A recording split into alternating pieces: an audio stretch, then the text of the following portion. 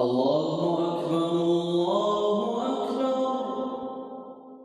Now we know that our beliefs in Islam, they can be categorized in different ways. One way you can categorize them is belief in Allah, belief in the institution of revelation, and belief in the afterlife. So one way to split it, right?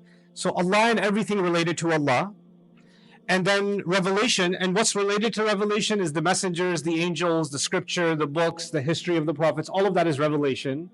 And then the afterlife includes the day of judgment, it includes the heaven and hell, and essentially all the other things that are coming ahead of us. So that's one way. There are other categories, of course. Now, when you study kufr in the Quran, when you study disbelief in the Quran, you are a good chunk of the time Allah will talk about people who don't believe in one of those three things, one or more. So a lot of times Allah will, for example, talk about people who don't believe in the afterlife. So they may not have you don't see a fundamental problem with the other. They believe in God, but no afterlife, for example. Or you might find people who believe in the afterlife, they even believe in other prophets, just not this one. So they're doing kufr of risala. Or you might find some people who believe in all of the angels, but don't believe Jibreel got it right this time. He sent a revelation to the wrong address. So they'll have that too. There are people like that. So they're doing kufr, but they're not doing kufr of the whole thing. They pick one thing to deny. You understand? So, for example, the Israelites did kufr of Isa alayhi salam. So they believed in all the other prophets, but they disbelieved in Isa alayhi salam. The Christians did kufr of Rasulullah sallallahu alaihi wasallam, right? Among other things. So there are different kinds of kufr. And it's kind of, think of it like a domino. If you disbelieve in one piece, they all go together. It's all together. It's all or nothing when it comes to iman, right? However, there are people who disbelieve in Allah Himself. They disbelieve in Allah Himself. And there were very few people who disbelieved in Allah Himself in Arabia. So, and even disbelieving in Allah is two different categories. Disbelieving in Allah could mean shirk, meaning you don't believe in a pure, perfect God. You believe in a God that has children or partners, and that's also a kind of disbelief, because you're not disbelieving in the pure essence of Allah.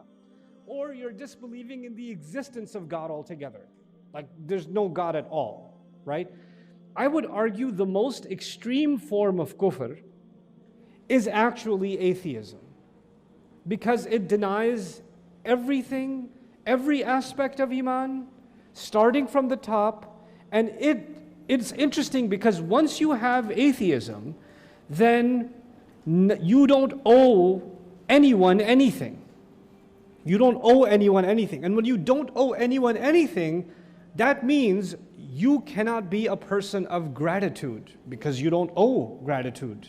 Which means that you're not only are you an extreme disbeliever, you're also extremely ungrateful. And a word that combines extreme disbeliever and extremely ungrateful is kafur. Kafur is both extremely ungrateful and extreme disbeliever. So in its etymology, and I'm not saying all atheists are bad people, but the ideology itself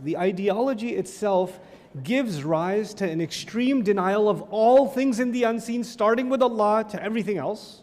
In fact, it even denies the unseen realm of the human being, as we will see today. And then on top of that, it's actually extreme ingratitude. It's an extreme, excessive form of that's all I am is me, there's nothing more, right? So the word kafur is really, I think, very telling.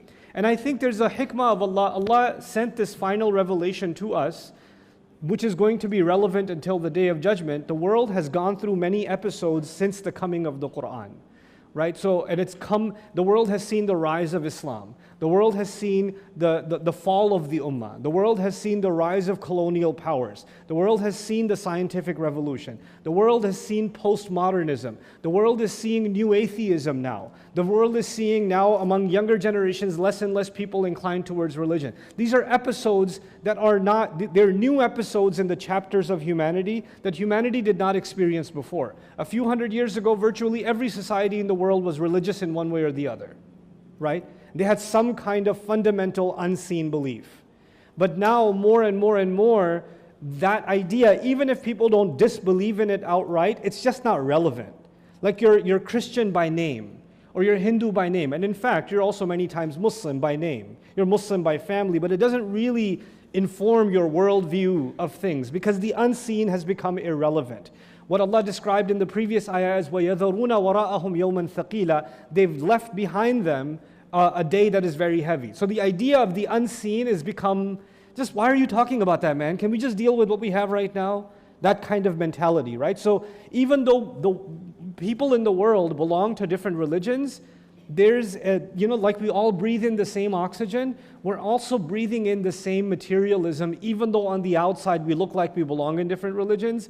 The youth of the world, the new generations, a good chunk of them are actually inclined more towards this kind of thinking. And this is getting humanity closer and closer and closer to being more and more kafur. More and more kafur. And we're going to pick up on that as we come to the end of this surah. What we started off in the beginning is going to come full circle at the end.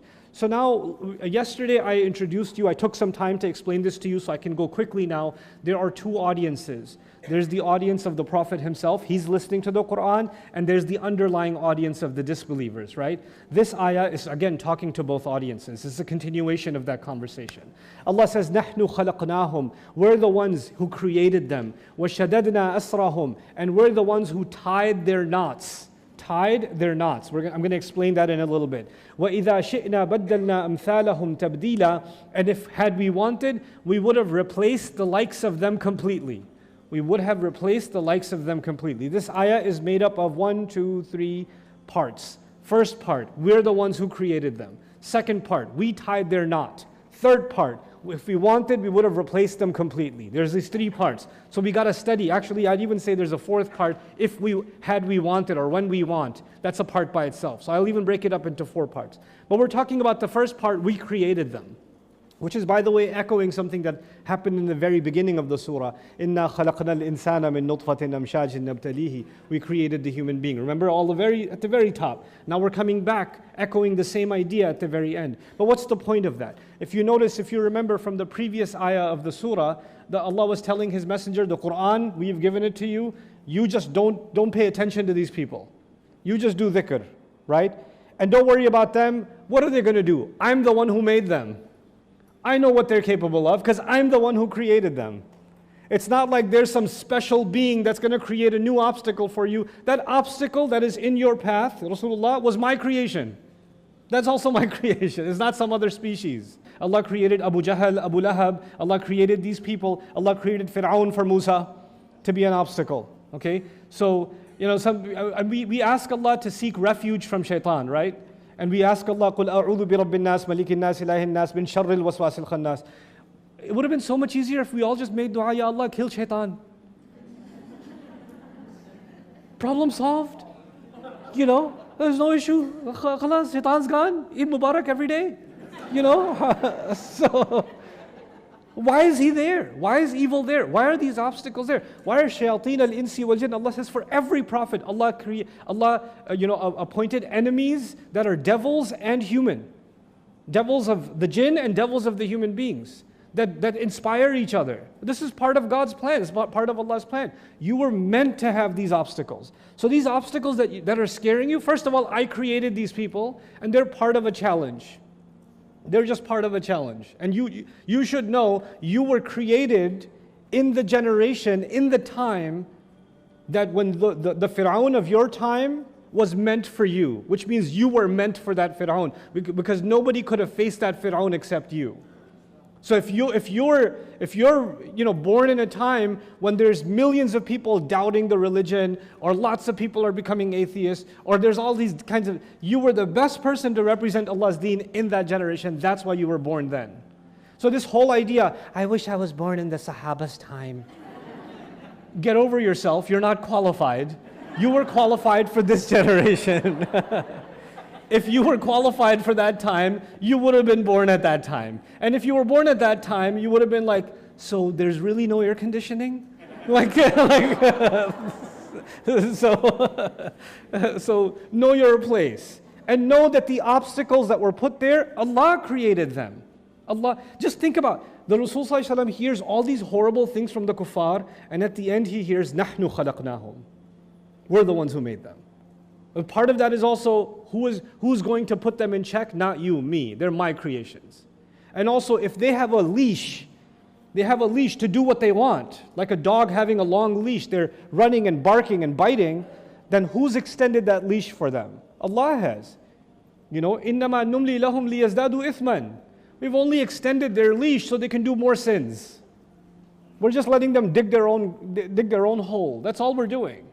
So let that be.